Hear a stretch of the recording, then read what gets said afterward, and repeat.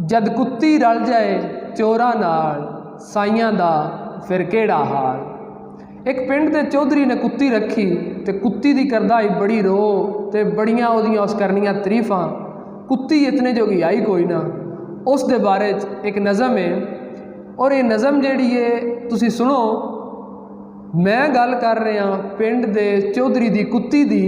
अगर इस दौरान नज़म सुनने के दौरान तुहाडा ज़हन किसी होर पासे टुर जाता है तो उसकी जिम्मेदारी फिर तुहाडी अपनी है। मैं तो गल सिर्फ पिंड दे चौधरी दी कुत्ती दी करदा पिया। एडी लूडी एडी अथरी सारे जग तो बिल्कुल वखरी। एडी लूडी एडी अथरी सारे जग तो बिल्कुल वखरी। टुक्कर खांदी मुरब्बियां नाल साइयां दा फिर केड़ा हाल।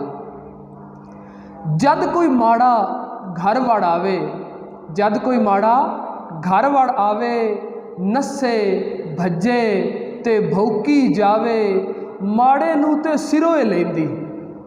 जद कोई माड़ा घर वड़ आवे नस्से भज्जे ते भौकी जावे माड़े नूं ते सिरों लैंदी।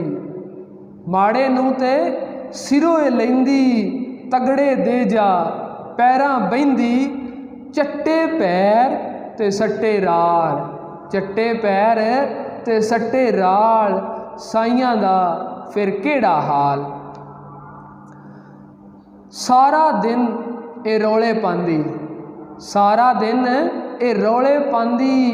शामां वेले इहदी अख लग जांदी।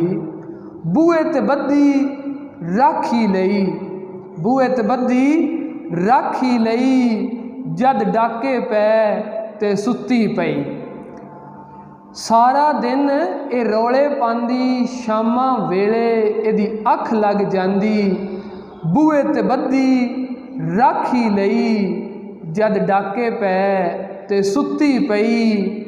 जे अख पट्टे ते करे ख्याल केड़े वैर भरावां नाल। जे अख पट्टे ते करे ख्याल केड़े वैर भरावां नाल। जद कुत्ती रल जाए चोरां नाल साइयां दा फिर केड़ा हाल।